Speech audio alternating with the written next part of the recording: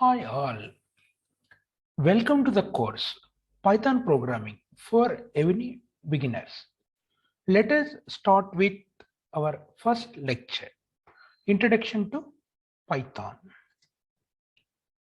Before moving to our first lecture, let us see the outline.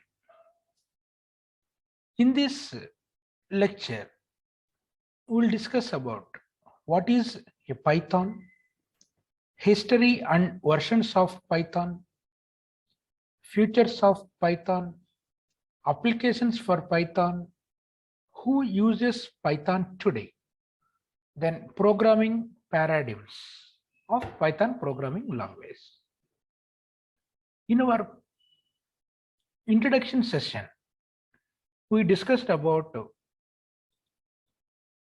top ranking of programming languages. So Python is top 1 in 2021 as of now.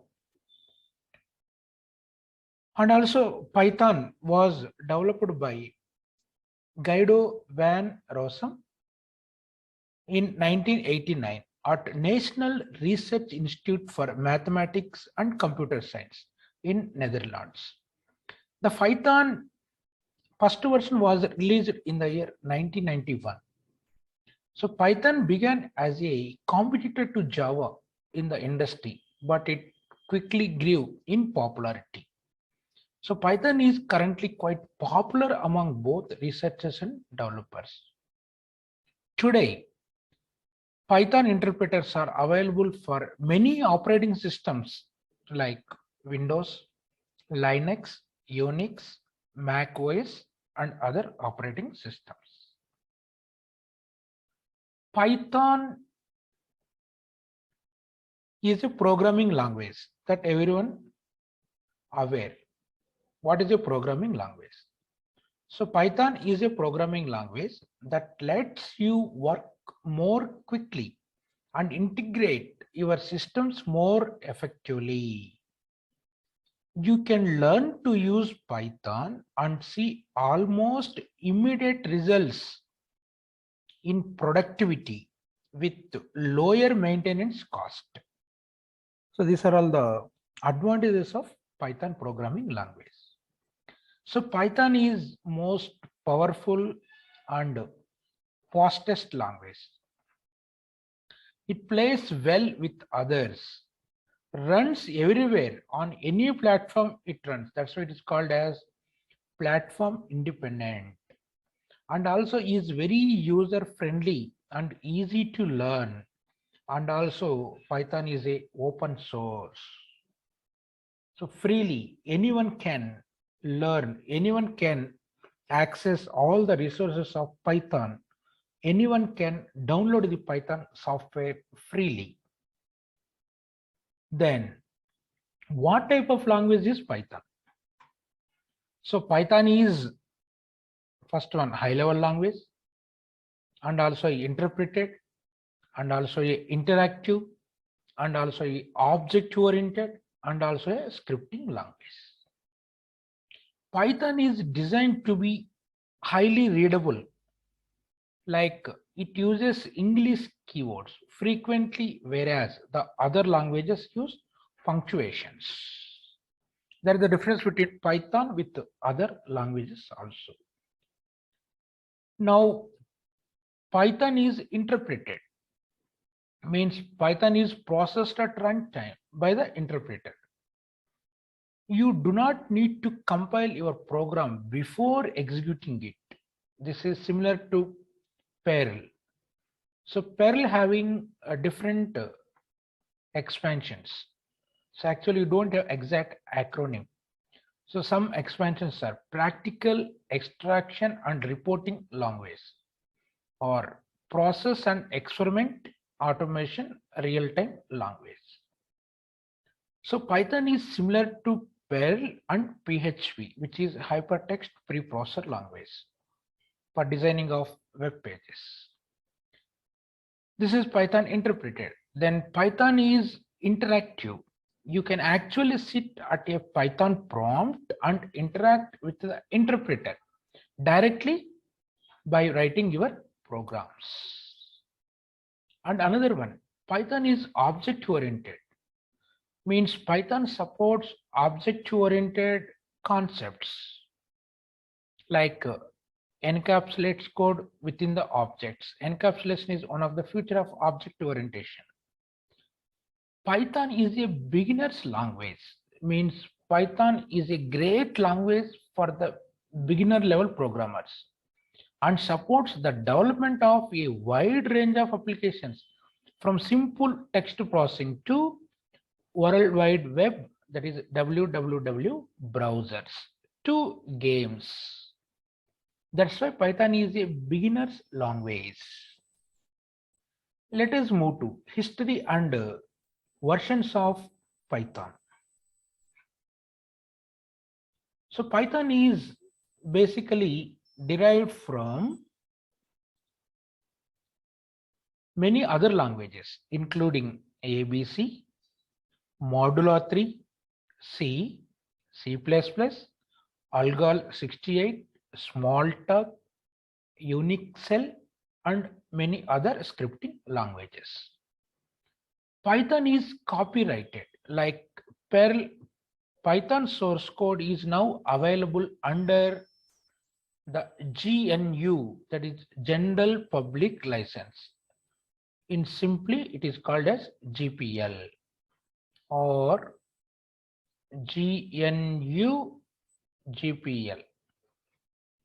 So which is available under this public license, which is a open source.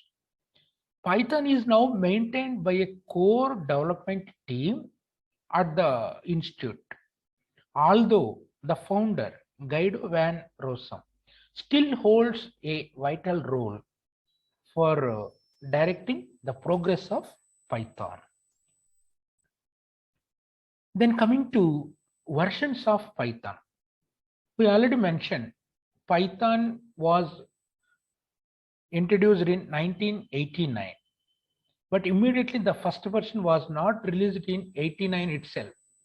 So after 2 years, so Python, the first version named as 1.0 was released in November 1991.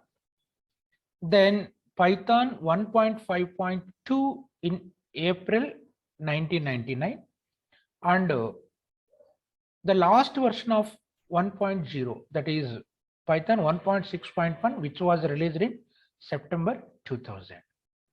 Then next version is named as Python 2.0. The first version of 2.0, Python 2.0.1, was released in June 2001. Then Python 2.7.18 is the latest version of Python 2, which was released on April 20th, 2020. Then next version is Python 3.0.0, which was released on December 3rd, 2008.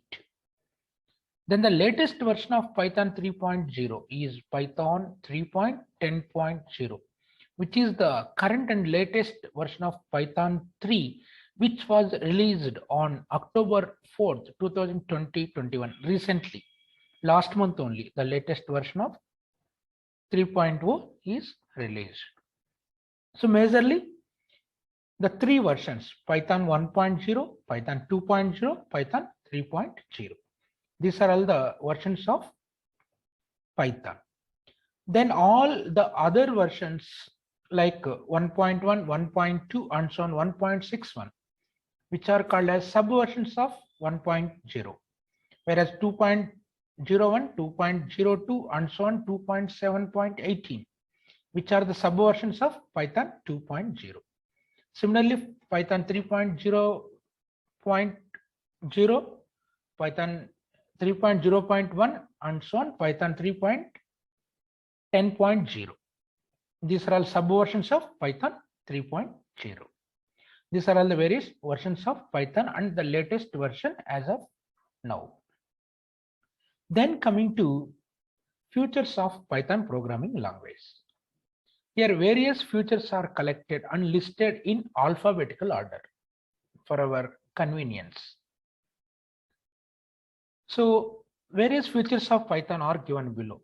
The first one is automatic garbage collection, automatic memory management, beginners programming language, built-in tool set, component integration or embedded, developer activity, dynamically typed, ease of use, extensible, free and open source, graphical user interface, that is GUI programming, high level language, interactive, interpreted, large and comprehensive standard library, multi-paradigm, object-oriented, platform independent, powerful, procedure-oriented, program portability, programming becomes pleasure than work,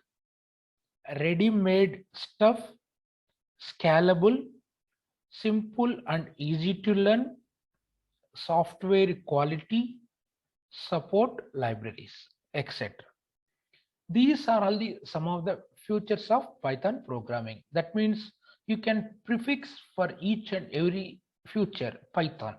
Python is automatic garbage collection. Python having automatic memory management. Python is a beginner's programming language. Python contains built-in toolset. Python is a component integration and embedded. Python developer activity. Python is dynamically typed language. Python is ease of use. Python is extensible. Python is free and open source. Python is GUI programming. Python is high level language. Python is interactive and so on. Python having support libraries. These are all various features of Python programming language. Now, what are the various applications of Python programming? Various applications.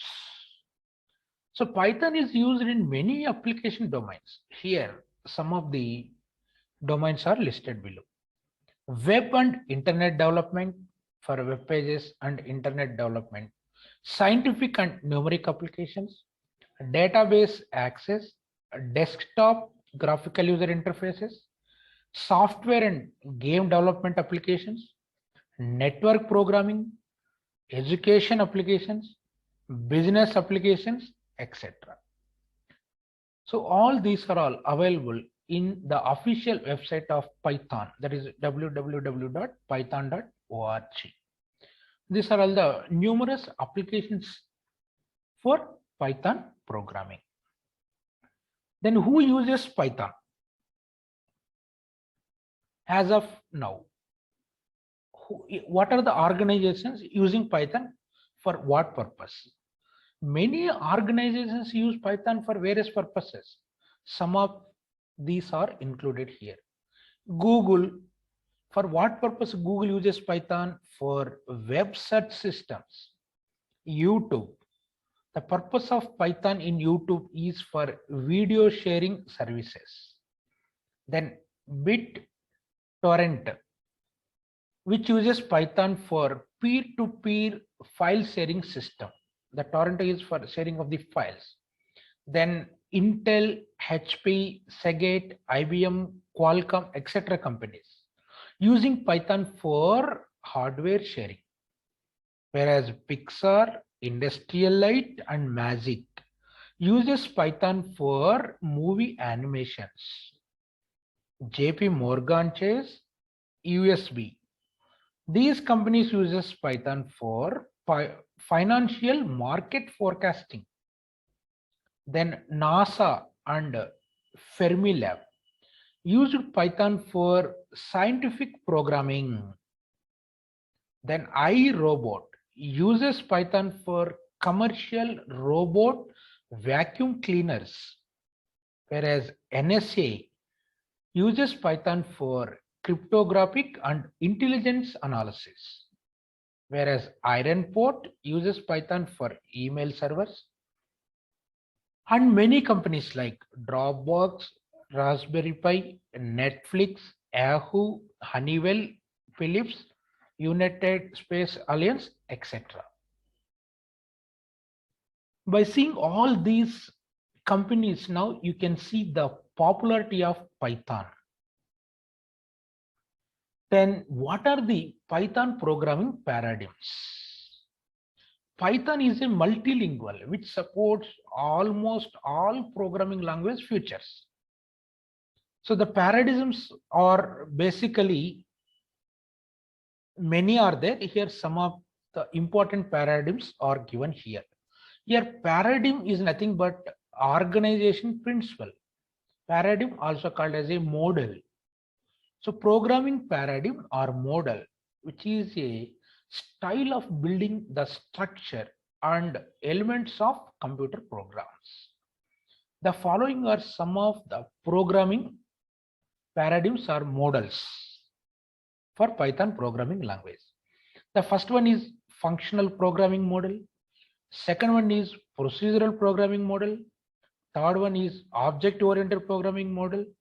Fourth one is event-driven programming model. See, some of these paradigms or models already included in features of Python programming. Now let us see each one briefly. First one, functional programming model, which divides a problem into a set of functions. These functions provide the main source of logic in the program. This is the use of functional programming model. Here functions take input parameters and produces outputs. Then Python provides functional programming techniques like lambda, map, reduce, and filter. This we will discuss later during the concept of functions. So in functional programming model, computation is treated as evaluation of mathematical functions. Your functional programming model computes mathematical functions. So let us see one example program to get factorial value of a number or nth Fibonacci number. We can use the following functions in functional programming model. The first part is, let us see, factorial. The function is factorial. The argument or parameter is n. It depends on the n value. Suppose if n equal to 0, then factorial 0 equal to 1. If n not equal to 0, that is n greater than 0, then factorial n is calculated by using the formula factorial n equal to n into factorial of n minus 1. So here you see we are using the function factorial. So this function evaluates the mathematical calculation. Similarly for nth Fibonacci number. So the function for this is FIBO. N is the parameter or argument. The Fibonacci series depends on the n value. If n equal to 0, then Fibonacci of 0 equal to 0. If n equal to 1, the Fibonacci of 1 equal to 1. Then if it is other than 0, 1, that means greater than 0. 1 means directly you can take. Suppose here it is actually greater than 1. Then you can see if you can take 2, Fibonacci of 2 equal to Fibonacci of 2 minus 2, 0, plus Fibonacci of 2 minus 1, 1. So we know Fibonacci of 0 is 0, plus Fibonacci of 1 is 1. This is the Fibonacci of 2. So here also the function Fibonacci evaluates its mathematical computation. So here the output value of a function depends on its arguments or parameter. So calling a function with the same value for an argument, which always produces the same result. As a result, it is good fit for parallel execution. So this is the functional programming model. Python supports this functional programming paradigm or model. And also here, no function can have any side effects on other variables. The states remain unaltered, not changed. Functional programming model is often called as declarative programming paradigm, as programming is done with expressions or declarations instead of statements. In functional programming model. In our previous example also, let us see here, we declared, suppose factorial of 0 equal to 1, like that.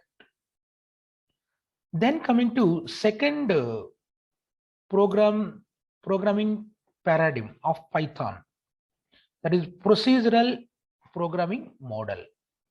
So procedural programming model solves the problem by implementing one statement, which is a procedure, one statement at a time. Thus, it contains some explicit steps that are executed in a specific order. It also uses functions, but these are not mathematical functions, like the one used in the first one, functional programming paradigm or model. Functional programming model mainly focuses on expressions, the computation of that function value, whereas procedural programming paradigm focuses on statements. This is the major difference between functional programming paradigm and procedural programming paradigm. So here the statements do not have values and instead modify the state of some conceptual missions. Same language expressions can result in different values at different times, depending on the global state of executing program, whereas functional programming model with the same values, so it gives the same result. It won't give different value. The functions may change a program's state, but here not. Procedural programming model is often called as imperative, whereas functional programming model is called as declarative. Now this is imperative because it changes state with an explicit sequence of statements. This is procedural programming model. Then coming to third model, object-oriented programming paradigm or model. So this model mimics or imitates the real world applications by creating inside the computer with a mini world of objects. For example, if you can take university system. So this is the class name university. Then what are the objects of university? So objects can be vice chancellor, principal, teaching staff, non-teaching staff, students, courses, semesters, examinations, etc. These are all objects of the class university system. So which is a real world example. For each object contains a state, means values, and behavior means interface or methods. For every object, it has two things. One is state, another one behavior. State contains value, behavior means interface or methods.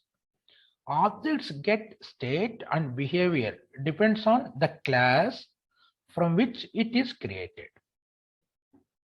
Then objects interact with one another by sending messages to each other, that is by calling each other's interface methods. The behavior that can be described by using interface or methods, whereas the object, the state is determined by its value. Then the last programming model, event-driven programming model or paradigm.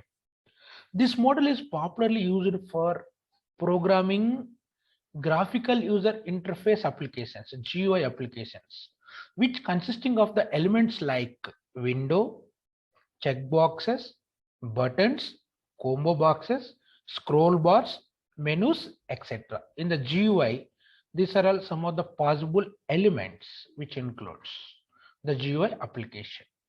When we interact with these elements, how to interact? By clicking a button or moving the scroll bar or selecting a menu item. So immediately whenever we have to interact with these elements, event is occurred and these elements send out messages. Immediately the action will be taken. There are listener methods which are registered with these graphical user interface elements which react to these events whenever the event occurred, like clicking a button or moving the scroll bar or selecting a menu bar. Since there is no guaranteed sequence in which events may occur based on how we interact with GUI elements. Here, the listeners should be able to handle them in an asynchronous manner. So this is event-driven programming model. These are all the most important Python programming paradigms or models, like functional programming model, then procedural programming model, then object-oriented programming model, then event-driven programming model. Okay, these are all about the topics related to introduction to Python. So the resources or references, the official website for Python programming language is www.python.org. Then the tutorial related to Python. So you can refer the official website docs.python.org. So here you will get all the resources. Okay, till now just recall once what we discussed. Introduction to Python. As part of Python, what is Python? Why Python? What are the features of Python? Then history, versions, then applications of Python, then users, who uses Python, the companies, then various Python programming paradigms or models, what we covered till now. So next lecture, we'll come up with other interesting new topics. Till then, all of you, a very happy learning.